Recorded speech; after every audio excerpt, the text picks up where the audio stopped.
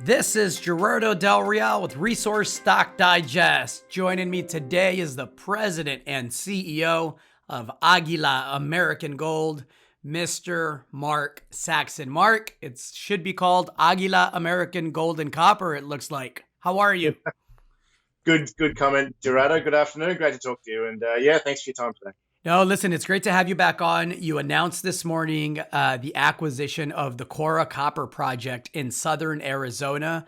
100% ownership. The market reacted very, very favorably. The stock was up some 47%. We've talked at length in the past about you being on the M&A trail and you looking over hundreds of projects. Why Cora?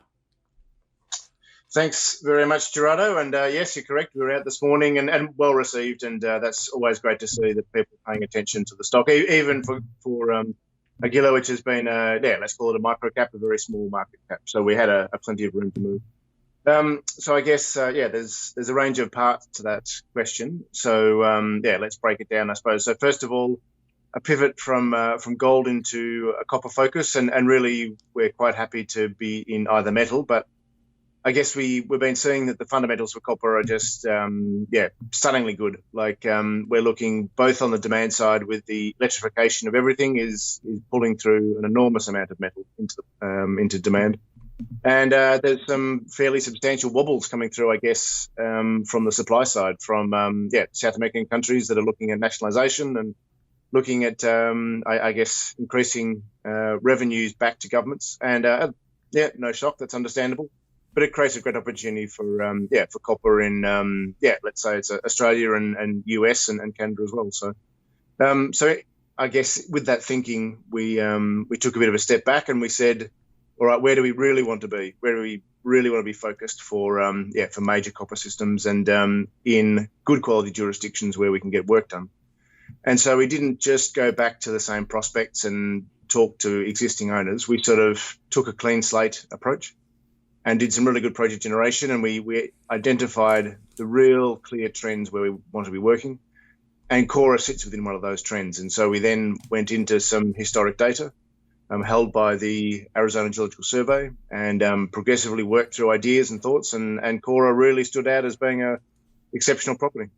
You mentioned the jurisdiction. Obviously, Arizona is a great jurisdiction to explore in. This also happens to be, one of the world's premier copper producing regions. Is this the only asset that you're looking at, or are you still looking in this part of the country? No, certainly not. We're not limited by this one. And really, I guess the great opportunity here is that what we've done is we've gone out and we've put the pegs in the ground on something that hadn't been claimed for a very long time. So the drilling that we're talking about that was press released today. So one of the highlights there, 220 meters at 0.29 copper below shallow cover. That was drilled in the 1950s. Some exploration work was done in the district of 60s and 70s, and then no follow-up since 1960. So it's sat there probably without ownership for almost all of that period, and no one's been doing any work. So what we've done is get back into archives and take a look at projects of that nature. And I think that's exceptionally good. But there's many drilled prospects out there from a generation ago that really haven't been followed up because the grade was a bit lower than some of the other areas, or the companies that found them was working multiple projects. Miami Copper Co, for example, and Nasaco, some of the biggest companies in the world at the time, were doing some of this work. And so they were juggling 10, 20 different prospects. And so these projects are now the opportunity to really get back and invest in modern technologies and really find something of note. But looking at similar kind of thinking throughout the Western US and elsewhere as well to sort of build up a really strong portfolio.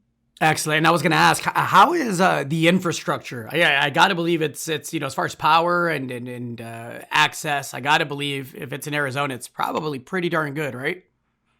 Yeah, absolutely. There's railway lines, there's roads, there's a small copper mine quite close by called North Star. And North Star has good infrastructure close to it or nearby. Really, so we're not lacking anything. And so when if you take a look at the map, then we're in the middle of all the giants, I suppose, in terms of porphyry copper deposits. And so, yeah, some developed, some undeveloped. And so that means we've got every single skill and service that we need in, within 30 or 40 kilometers, let's say. When do you anticipate commencing the exploration process? So we're working towards that now. We've got the people identified, which has been extremely hard to put together a team at the moment. It's extremely busy, but we've got the team identified now. And that's, that'll be measured in weeks, not months. So, we're pretty good to go. By the look of it, it's been a pretty hot period over there at the moment. And so, getting people out immediately, let's give them a little bit of a break. But within a couple of weeks, I think we'll be seeing this. So. Fantastic. Mark, congrats on a quality acquisition. You still have a tiny market cap of just over 6 million Canadian, a lot of runway. But this is a big step forward, so congratulations. Anything else to add to that?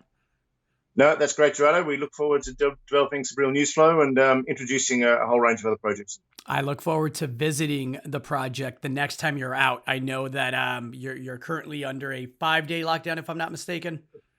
Another 5 days, yes. So, we just sort of suck it up and get on with it and, look out the windows. All right. Well, there's plenty to do. Thanks a lot, Mark.